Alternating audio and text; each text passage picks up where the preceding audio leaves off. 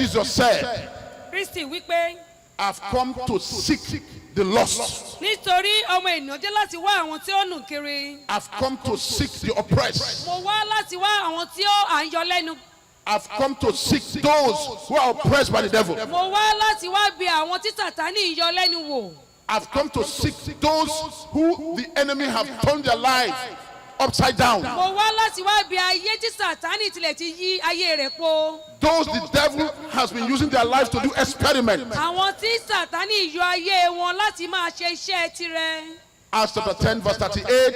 Iṣẹ́ àwọn àpọ́sítélì orí kẹwàá ẹsẹ̀ How God kejìdínlógójì. anointed Jesus Christ Bí of Ọlọ́run Nazareth, ṣe fi àmọ̀ró yan Kristi Jésù ti Násárẹ́tì. who went about doing good for God was with Ẹni him. tó lọ kiri ṣoore. He went about not just doing good, Kì í ṣe wípé ó ń lọ káàkiri kibí ṣoore nìkan. but healing and curing Ṣùgbọ́n ó ń ṣe ìwòsàn those àti ìmúláradá. oppressed by the devil. Gbogbo àwọn tí à ń dá lọ́rùn láti ọwọ́ Sátánì. Devil oppressed mankind with all manner of things, Sátánì ó ń yọ ìran ènìyàn lẹ́nu pẹ̀lú onírúurú ohun. with sicknesses, Pẹ̀lú àrùn. with infirmities, Pẹ̀lú àjàkálẹ̀ àìrùn. with bad luck, Pẹ̀lú ohun búburú with tó so mú many yàn padà things, so many sẹ́yìn. things you can think of. Pẹ̀lú ohun búburú tí ènìyàn lè ronú nípa rẹ̀.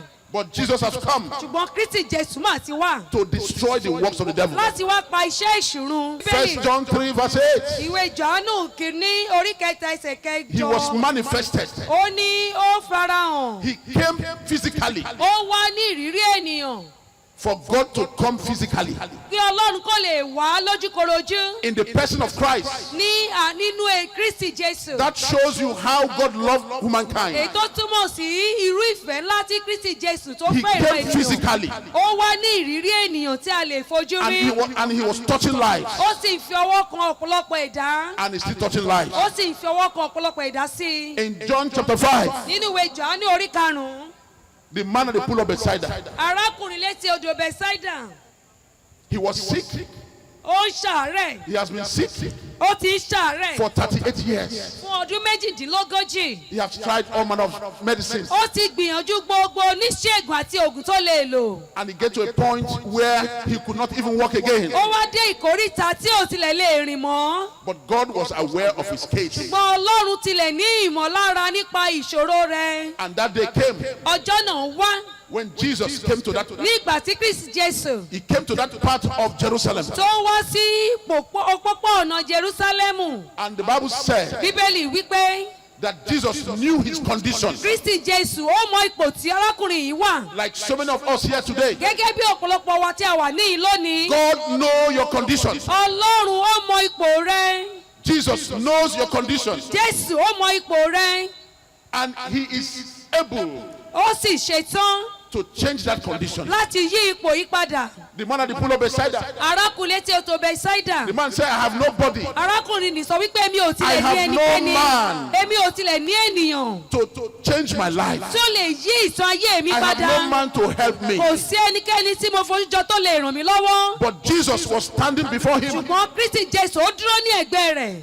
His eyes was not open. Ojú rẹ̀ kò ṣí. Just like many of us today. Bí ọ̀pọ̀lọpọ̀ wa ayé wa ṣe rí lónìí. When we hear the news, the good news, Ní ìgbà tí a bá gbọ́ ìròyìn rere yìí. when we hear the gospel, Tá a bá gbọ́ ìrere. we don't open our ears. A ò kì í ṣí etí wa. We don't accept it by faith. A ò kì í gbà á pẹ̀lú ìgbàgbọ́. We don't believe God. A ò gba Ọlọ́run gbọ́. We think that the gospel is just a story. A rò wípé ìrere jẹ́ ìtàn. The gospel is not a story. Ìrere kì í ṣe ọ̀rọ̀ ìtàn rárá. The gospel is more than a story. Ìrere ó ju ìròyìn. The gospel is about Jesus, the person of Ìrere Christ, òun ló ń sọ nípa ẹni tí Kristi and Jésù who ṣe. Christ is and who he Ẹni was, tí Kristi Jésù jẹ́ àti tó ń ṣe. and who is going to be forever. Àṣẹ ẹni tí yóò tún máa jẹ́ títí ayé ìní The gospel pẹ̀lú. is about Jesus. Ìrere sọ nípa ẹni tí Kristi Jésù The jẹ́. gospel is about Christ, his mercy, his compassion, his power, his strength, and everything you can think of. Ìrere sọ nípa Jésù Kristi, nípa agbára rẹ̀, nípa ipá rẹ̀, nípa orere gbogbo tí o It lè is ronú through the nípa rẹ̀. gospel that we know that Jesus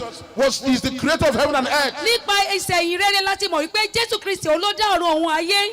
It was through the good news, the gospel, that we came to know that Jesus was the one that created this heaven and earth. nípa ìrere láti mọ̀ wípé Jésù Kristi òun ló dá ọ̀run òun ayé. It is through the gospel that we knew that Jesus is the image of God. nípa ìrere láti mọ̀ wípé Jésù Kristi jẹ́ àwòrán Ọlọ́run. It is through the gospel that we came to know that all power belongs to him. nípa ìrere la mọ̀ wípé gbogbo agbára ó wà ní ìkáwọ́ rẹ̀. It is through the gospel that we know that Jesus can save. nípasẹ̀ ìrere la mọ̀ wípé Jésù Kristi nìkan ló lè gbanilà. He can heal. ó lè wo ni He sàn. can deliver. ó lè túni sílẹ̀. He can change any ó situation. lè yí ayékáyé padà. It is through Jesus we knew that devil has been defeated. nípasẹ̀ Jésù Kristi la fi mọ̀ wípé Sátánì ti di ẹni Because he yẹpẹrẹ. defeated Satan. nítorí pé a yọ dípò a sì sọ di ẹni It yẹpẹrẹ. is through Jesus we knew that death has been conquered. nípasẹ̀ Jésù Kristi la mọ̀ wípé a ti ṣẹ́gun ikú.